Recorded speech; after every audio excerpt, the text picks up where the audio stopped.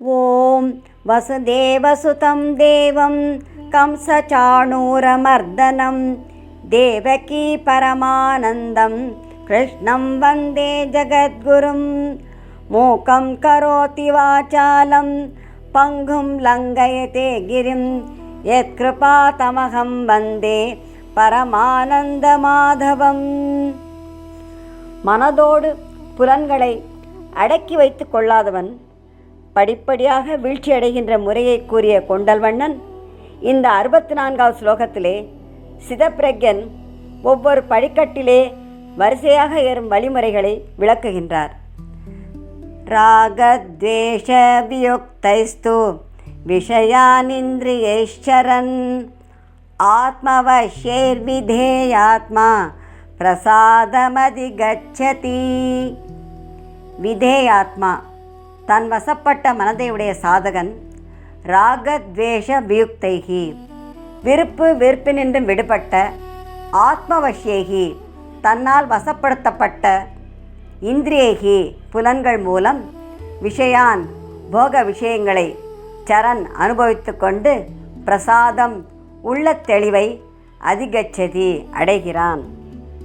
முன் ஸ்லோகத்தில் மனதையும் புலன்களையும் கட்டுப்படுத்தாமல் போகத்தில் ஈடுபட்டவன் அடைகின்ற வீழ்ச்சியை விளக்கிய விமலன் இந்த ஸ்லோகத்திலே மனதையும் புலன்களையும் தன்னுடைய கட்டுப்பாட்டில் வைத்திருக்கின்ற சாதகனுடைய மேன்மையை மொழிகின்றார். விதேயாத்மா யார்? மனதை தன் வசப்படுத்தியவன்தான் விதேயாத்மா. மனதை தன் வசப்படுத்தினால்தான் இந்திரியங்களை தன்னுடைய கட்டுப்பாட்டிற்குள் வைத்துக்கொள்ள முடியும். மனமோ மிகவும் சஞ்சலமானது, எப்பொழுதும் உலக விஷயங்களை நாடி செல்லும் இயல்புடையது. இந்த மனதை வசப்படுத்த வேண்டுமென்றால் உலக விஷயங்களில் செல்கின்ற மனதை பரமாத்மாவிடம் நிலைநிறுத்த வேண்டும். சிந்தையாலும் சொல்லாலும் செயலாலும் பரமாத்மாவிடமே ஈடுபட்டிருக்க வேண்டும். அவ்வாறு முக்கரணங்களாலும் சகல கரணங்களாலும் பரமாத்மாவிடமே நிலை பெற்றிருக்கும் பொழுது அவனுடைய உள்ளத்தில் உள்ள ரஜோகுணம் தமோகுணம் எல்லாம் குறைய ஆரம்பிக்கும். சாதகன் சாத்விகமான உணவை உட்கொண்டு தர்ம நெறியிலே வாழும் பொழுது அவனுடைய சத்துவகுணம் வளருகிறது. அதனாலே மனமும் புலன்களும் அவனுடைய கட்டுப்பாட்டுக்குள் அடங்குகின்றன. இதையும் அடைகின்ற விருப்பமோ அல்லது எதையும் விலக்க வேண்டும் என்ற வெறுப்போ அவனிடம் இல்லாமல் போகின்றது.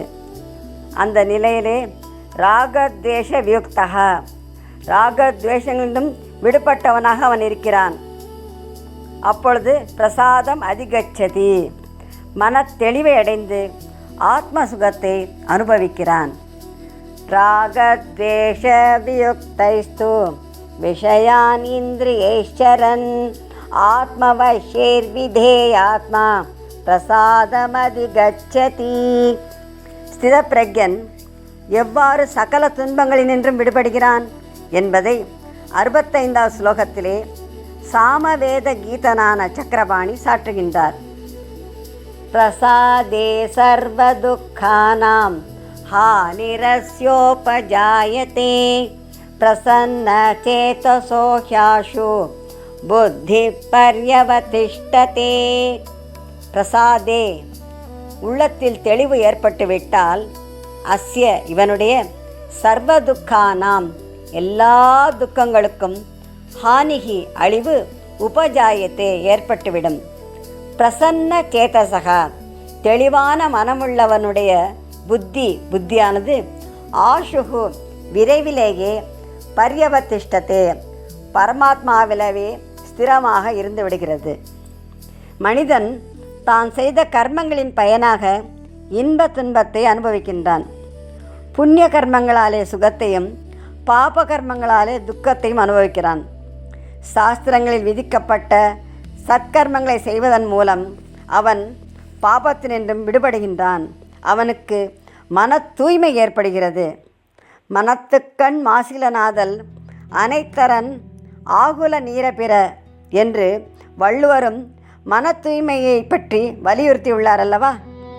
தூய மனமுடையவனுடைய புத்தி தெளிவாக இருக்கும். புத்தி தெளிவடையும் பொழுது உலக விஷயங்களெல்லாம் அல்ப சுகத்தை அளிப்பவை, அனித்தியமானவை, துக்கத்துக்கும் காரணமாக இருப்பவை. ஆனால் ஆத்ம சுகமோ நிலையானது, நித்திய சுகத்தை தருவது என்பதை அவன் உணர்கின்றான். அவ்வாறு உணர உணர உலக விஷய போகங்களிலே அவனுக்கு பற்று நீங்குகிறது. உலகப்பற்று நீங்கினவனுக்கு எல்லா துக்கங்களும் விலகிவிடுகின்றன. சர்வ துக்கானாம் ஹானிகி. துன்பம் பல்வேறு வகையில் ஏற்படுகிறது. நமக்கு விருப்பமானவை கிடைக்காவிட்டாலும், விரும்பாதவை நம்மை வந்து சேர்ந்தாலும் நமக்கு துக்கம் உண்டாகிறது. இதை தவிர பல்வேறு வியாதிகளாலே, உடலில் ஏற்படும் வலிகளால் அனுபவிக்கின்ற ஆத்தியாத்மிக துக்கம், விலங்குகள், பறவைகள், விஷ ஜந்துக்கள் ஆகியவற்றால் ஏற்படுகின்ற ஆதி பௌதிக துக்கம், இடி, மின்னல், மழை போன்றவற்றால் ஏற்படுகின்ற ஆதி தெய்வீக துக்கம் என்று எல்லா துன்பங்களிலின்றும் சிதப்பிரக்ஞன் விடுபடுகின்றான். பரமாத்மாவிடம் நிலை பெற்ற மனமுடைய ஸ்திதப்பிரக்ஞன் எந்த நிலையிலும் துக்கமடைய மாட்டான். எப்பொழுதும் அவன் ஆத்மானந்தத்திலே லயித்திருப்பான். அவனுடைய புத்தி பர்யவதிஷ்டத்தை என்று சொல்லப்படுகிறது. ஸ்திதப்பிரக்ஞனுடைய புத்தி உலக விஷயங்களின்றும் விலகி சச்சிதானந்த பரமாத்மாவிடமே நிலைத்திருக்கிறது. பிரசாதே சர்வதுக்கானாம் ஹானிரஸ்யோபஜாயதே பிரசன்ன சேதசோ ஹ்யாஷு புத்தி பர்யவதிஷ்டதே. இவ்வாறு மனதையும் புலன்களையும் வசப்படுத்தி போகத்தில் பற்றில்லாமல் செயல்படும் சாதகன் பரமானந்தத்தில் திளைத்திருப்பான் என்று சிதப்பிரக்ஞனின் நிலையை புகழ்ந்த புண்டரீக கண்ணன் புலன்களை வசப்படுத்தாமல் போகங்களில் ஈடுபட்டவனுடைய நிலையை 66வது ஸ்லோகத்திலே விளக்குகின்றார். நாஸ்தி புத்திரயுக்தஸ்ய நசாயுக்தஸ்ய பாவனா நசா பாவயத சாந்திஹி அசாந்தஸ்ய குதஸ் சுகம். அயுக்தஸ்ய மனதையும் புலன்களையும் வெற்றி கொள்ளாதவனுக்கு புத்திஹி புத்தி என்பது ந அஸ்தி இருக்காது. அயுக்தஸ்ய உறுதியான புத்தி அற்றவனுக்கு பாவனா ந பாவனையும் இருக்காது. அவ்வாறே அபாவயத்தக பாவனையற்றவனுக்கு சாந்திஹி ந அமைதி கிடைக்காது.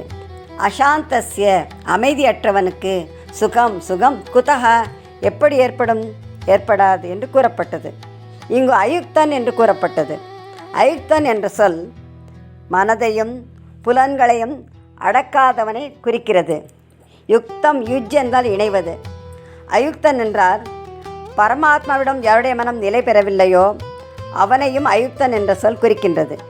விவேகம் இல்லாமல் விஷய போகங்களிலே பற்றுக்கொண்டு விஷயங்களை அடையும் ஆசையினாலே அவற்றின் பின்னாலே செல்கின்ற அவளுடைய புத்தி எதிலுமே உறுதியாக இருக்காது, எதையும் நிச்சயம் செய்யாது.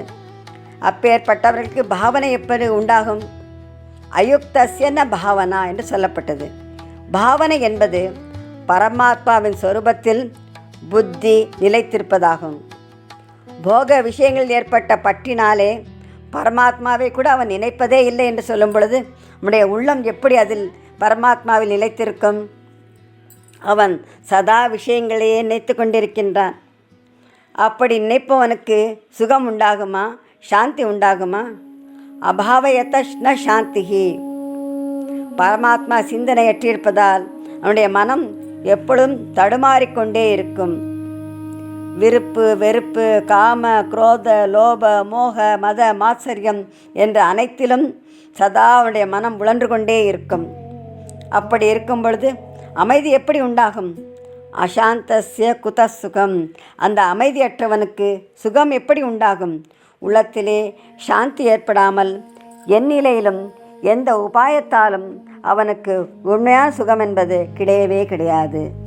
நாஸ்தி புத்திரயுக்தஸ்ய நசாயுக்தஸ்ய பாவனா நசா பாவயத சாந்திஹி அசாந்தஸ்ய குதஸ் சுகம்.